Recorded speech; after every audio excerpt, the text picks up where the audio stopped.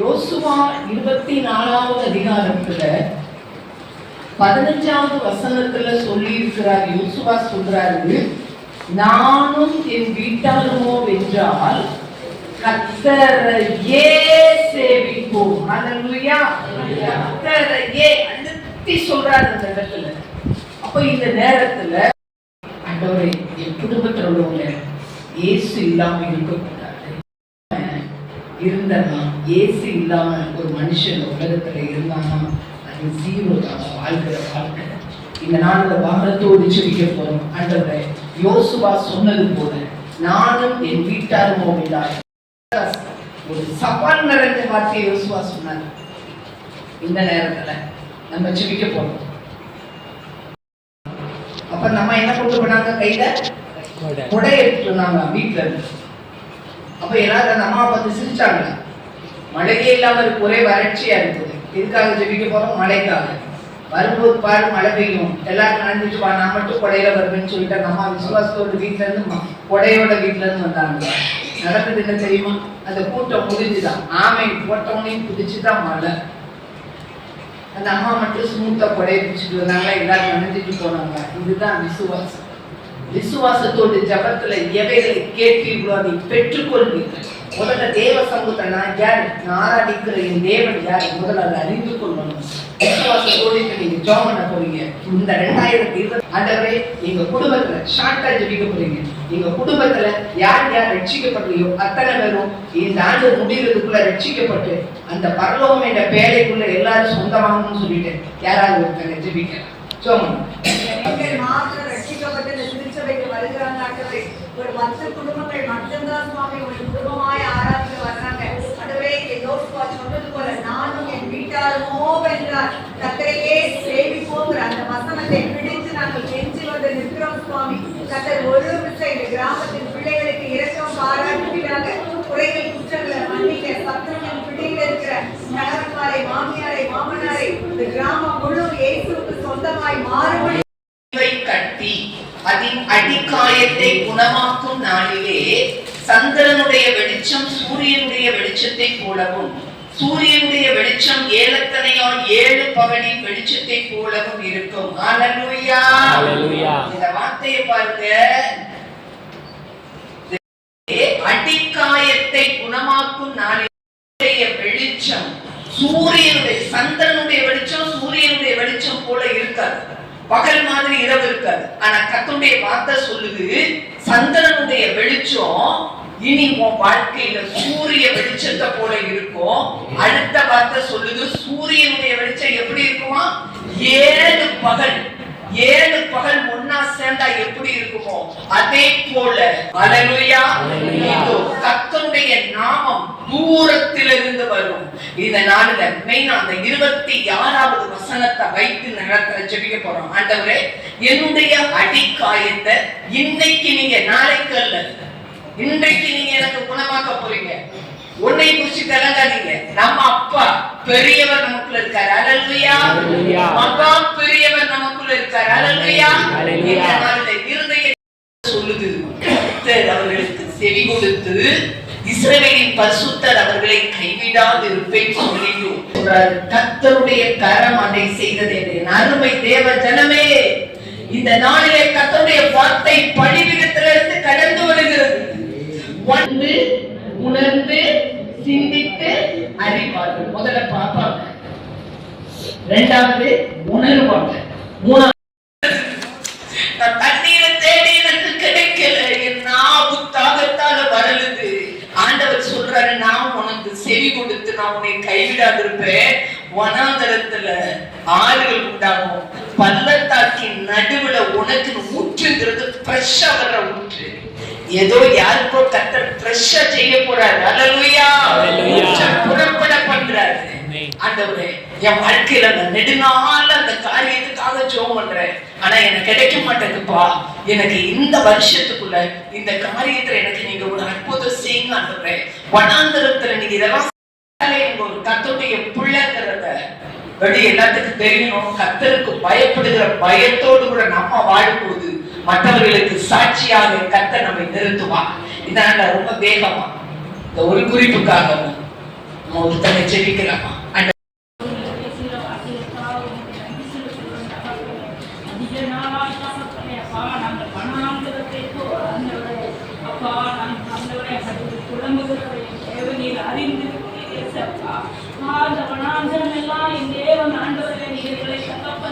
செழிக்கும் நாளை இடத்துக்கு ஆண்டவரே கொண்டு போய் ஆண்டவரே எங்களை ஆண்டவரே எங்கள் சபை குடும்பத்தில் உள்ள ஒவ்வொருவரையும் ஆண்டவரே நீ செழிப்பான இடத்துக்கு ஆண்டவரே நீ கொண்டு வந்து ஆண்டவரே எங்களை சேர்க்கப்படுவதற்காக உனக்கு நன்றி செலுத்துகிறோம் தகப்பனே. நன்றியோடுவதாக உன்னை நான் ஆண்டவரே அதிசயங்களை காணப்படுவேன் என்று சொன்ன தேவன் எங்களை அப்பா என்னுடைய அதிசயத்தினால் ஆண்டவரே இந்த ஜனங்களுடைய கண்களுக்கு உண்பதாக அப்பா. ஆமென். கர்த்தர் நம்முடைய ஜெபத்தை கேட்டார். ஜெபித்த உடைய பிள்ளைகளுடைய வாழ்க்கையில நீ வரும் நாட்கள்ல இந்த இடத்துல சாட்சியாய் நிறுத்த போவதற்காய் ஸ்தோத்திரம். உங்க நாம மகிமைப்பட போகிறதுக்காய் ஸ்தோத்திரம். உங்க கரத்துல ஒப்பு கொடுக்கிறேன். இயேசு கிறிஸ்துவின் நாமத்தினால மீந்ததை வைத்து பெரிய காரியங்களை அவர் செய்கிற தேவனாய் இருக்கிறார். மீந்ததை வைத்து, அதாவது மீதிங்கிறத வந்து நம்ம ரொம்ப பெருசா எடுத்துக்கிட மாட்டோம். அப்படித்தானே? சாப்பாடு மீதி இருக்குது. வேதவசனம் சொல்லுது 2 ராஜாக்கள் 10 தப்பி மீந்து இருக்கிறவங்கன்னா அப்ப ஏதோ ஒரு ஆபத்துல சிக்கி அவங்க என்ன செஞ்சிருக்காங்க? தப்பி மீந்து வந்திருக்காங்க. உண்மையிலே கிறிஸ்டோபரனுடைய சாட்சிய தப்பி கொண்டு வந்திருக்காரு ஆண்டவன். இவ்வளவு பெரிய சாட்சி. உண்மையிலே சபைக்காக நான் என் தேவனை துதிக்கிறேன். சோர்ந்து போயிட்டு சொல்ற உள்ளத்தை பார்த்து ஆவியானவர் சொல்றாரு, என் அருமை மகளே, நீ தப்பி மீந்திருக்கனா திரும்பவும் நீ வேர்பற்றி நீ கனி கொடுக்க போகிறாய். அல்லேலூயா. திரும்பவும் நீ வேர்பற்றுவ. வேறெல்லாம் எல்லாம் இந்த வசனம் சொல்லுது, கீழே வேர்பற்று மேலே கனி கொடுப்ப. வேற யாருக்கா தெரியுமா? ஒரு மரத்தினுடைய வேர் யாருக்கும் தெரியுமா? வேற யாருக்கும் தெரியாது. வேர் மறைவாவே இருக்கு. இன்னைக்கு நீங்க உங்க குடும்பத்துல மழை பற்றி மேல கனி கொடுக்க போற. உன் பேர் தெரியாது, ஆனா உன் கனி எல்லாத்துக்கும் தெரியும். அல்லேலூயா. கனி காய்க்கு தொங்கும் போது உலகமே பார்க்கும். அல்லேலூயா. கர்த்தர் இதை செய்வார். கீழே வேர் பற்ற போது ஜெபத்தை நிறுத்திடாது. ஜெபிக்க ஜெபிக்க ஜெபிக்க கர்த்தர் சொல்றாரு, யூதா வம்சத்தாரில் தப்பி மீந்திருக்கிறவர்கள் கீழே வேர் பற்றி மேலே கனி கொடுப்பார். அவன் கர்த்தரை விட்டு பின்வாங்காமல் அவரை சார்ந்திருந்து கர்த்தர் மோசேக்கு கற்பித்த அவருடைய கற்பனைகளை கைக்கொண்டு நடந்தான். 7வது வசனம் வாசிங்க. ஆகையால் கர்த்தர் அவனோடு இருந்தார், அவன் போகிற இடம் எங்கும் அவனுக்கு அனுகூலமாயிருந்தது. எதனால கர்த்தர் அவனோடு இருந்தாரு? அவர் எல்லா கற்பனைகளையும் கைக்கொண்டு நடந்தார். கர்த்தரை விட்டு அவர் பின்வாங்கல. நல்லா புரிஞ்சுக்கோங்க. ஒரு உபத்திரம் வருது, ஒரு சோறு ஒரு பாடு வருதுன்னா ஆண்டவரை மறந்துடாதீங்க. ஜெபித்து என்ன பண்ணாம இருந்தபடினாலதான் எசேக்கியாவோடு கூட கர்த்தர் இருந்தார்.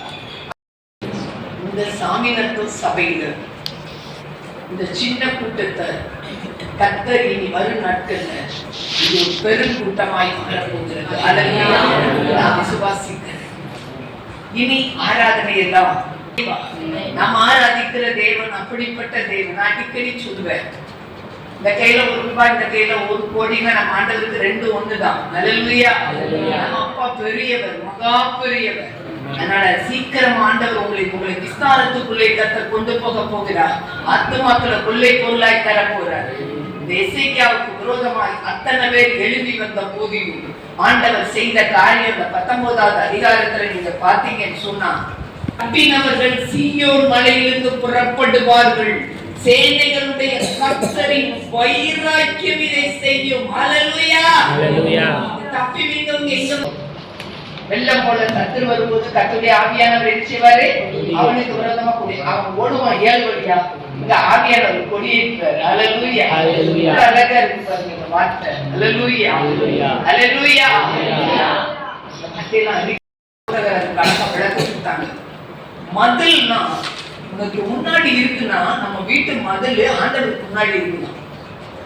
யாரும் வர்றானா மதில்ல பிளவு வருதா, என் பிள்ளைக்கு விரோதமா மதில் வழியா ஏதாவது வருதான்னு சொல்லிட்டு ஆண்டவர்கிட்ட கண்காணிச்சிட்டு இருக்கிறார். இதுதான் நம்ம மதில் அவருக்கு முன்னாடி இருக்குது. அல்லேலூயா. தப்பி மீண்டவர்கள் அவங்களை வச்சு ஆண்டவர் பெரிய காரியத்தை செஞ்சார். கர்த்தரே தேவன் என்பதை நிரூபிச்சாரு. இது நம்ம 18ல பார்க்கிறோம். பாருங்க வசனத்தை அத வாசிங்க. 4வது செடியின் கீழ் உட்கார்ந்து நான் சாகுவேன் என்று போரும் கர்த்தாவே என் ஆத்துமாவை எடுத்துக்கொள்வேன். நான் என் பிதாக்களை பார்க்கிறோம் நல்லவன் அல்ல என்று சொல்லி எங்க போய் உட்கார்ந்தாரு? சூரை செடிக்கு கீழே போய் முதல்ல என்ன செஞ்சாரு? உட்கார்ந்துட்டு சொல்றாரு. சொன்ன உடனே எடுத்தெடுக்க என்ன சொன்னாரு? என் ஆத்துமாவை எடுத்துக்கொள்றாங்க. 2வது 5வது சுகம். இப்ப நல்ல தூக்கப்படலையே, வேதனையோட படுத்திருக்காங்க. தூங்கட்டும்னு சொல்லிட்டு சாப்பாடை மட்டும் வச்சுட்டு தூதர் போயிட்டாரு. இவர் சாப்பிட்டு முடிச்சுட்டு திரும்ப என்ன செஞ்சிட்டாரு? படுத்துட்டாரு. 2வது வந்தாரு. இனி இவனை விட்டா சரிப்படாது. இந்தி ஒரு தடவை கூப்பிட்டு பாப்பாரு. ஐசே சொல்றேன், யாருக்கும் அவியானவர் பேசி கொண்டிருக்கார். வலையை அவர் போடும் போதே அந்த வழக்குல அகப்பட்டுக்காங்க. வலைய போடுறார். என் மகனே, வருத்தப்பட்டு பார சுமக்கிறவங்க எல்லாரும் ஏற்கவா, நான் உனக்கு ரெஸ்ட் தரேன். நீ சிலுவையண்ட சூர செடியில போய் படுக்காத, உனக்கு சாகணுங்கிற எண்ணம் தான் வரும். என் சிலுவையண்டை வா, ஏன்கிட்ட மத்தனும் உனக்கு ரெஸ்ட் இருக்கு. அப்படி அவர் கூப்பிடும் போதே போயிருங்க. கூப்பிடும் போது போகாம இன்னும் கொஞ்ச நாள் ஆகட்டும் சொன்னா தூண்டில போடுவார். தூண்டில் போடும்போது அந்த மீன் மட்டும் கிழிஞ்சிட்டு போகும். அது ரொம்ப கஷ்டம். வலையை போடும்போதே அந்த வலைக்குள்ள என்ன செஞ்சுக்கிடணும்? ஓடி வந்துடணும். இங்க 2வது போய் நல்லா பட்டு தூங்கிட்டார். தட்டி எழுப்புனார். அப்பா எந்தி, நீ இங்க இருக்கிற ஆள் கிடையாது, எந்தி இங்கவும். எந்திரிச்சு சாப்பிட்டுட்டு நடந்து எங்க போனாலும் ஒரே பர்வதம் மட்டும் போயிட்டார். ஒரே பர்வதத்துல போய் அங்க பயங்கரமா இருக்குது. எதுவை கொண்டு செய்யணும்? ஆசைகளை கொண்டு செய்யணும். அடுத்து உன் ஸ்தானத்துல உன் லெவல்ல எலிசாவை கொண்டு வரணும். இந்த 3 காரியத்தை நீ செய்யணும். எங்க கெவிக்குள்ள இருக்க அப்படின்னு சொல்லிட்டு வெளியில கொண்டு வந்து கர்த்தர் என்ன செஞ்சாரு? எலியாவை இந்த 3 பேரையும் அபிஷேகம் பண்ண வைத்தார். பாகாலுக்கு வணங்காது இருக்கிற ஒரு கூட்டத்தையே நான் உனக்காக வச்சிருக்கிறேன். இந்த ஜெபிக்கிற கூட்டம் தான் அவையா ஜெபித்த ஜெபம். இன்னைக்கு தேவ மனிதன் இந்த இடத்துல அதே மறுபடியும் அதே ஸ்தானத்துல கொண்டு வந்து இந்த ஊழியத்தை செய்ய கொடுத்ததை நான் பார்க்கும்போது உண்மையிலே நான் ரொம்ப சந்தோஷப்படுறேன். ஏன் இந்த கூட்டம், இந்த மீடியா இருக்கிறாங்க. அன்னைக்கு ஏரியாவுக்கு 7000 பேரை வச்சிருந்த மாதிரி இந்த மீடியா இருக்கிற இந்த கூட்டம் இருக்கு. அல்லேலூயா. இந்த கூட்டத்தை வச்சு ஒரு பெருங்கூட்டமாய் கர்த்தர் மாத்த போறாரு. அல்லேலூயா. உண்மையிலே நான் இந்த விசுவாச அறிக்கையிடுறேன். இந்த இடம் ஃபுல்லா நிரம்புற அளவுக்கு கர்த்தர் ஜனங்களை கொண்டு வர போறாரு. எப்படி வரும் தெரியாது. காடை வரும்னு சொன்னாங்க. வெறும் மண்ணாவே சாப்பிட்டுருமா ஐயா? போர் அடிக்குது. கொஞ்சம் ருசியா சாப்பாடு கொடுங்க. மோசம் உடனே ஓடுறாரு. ஆண்டவரே, ஜனம் இப்படி கேக்குது. வசனத்துல பாத்தீங்கன்னா கர்த்தரிடத்துல இருந்து ஒரு காற்று சமுத்திரமுகம் காடைகளை கொண்டு வந்து பாளையம் எங்களும் காடையை கொண்டு வந்து நிரம்பிச்சு. இந்த காரியம் இந்த கடைசி நாட்கள்ல நடக்க போகுது.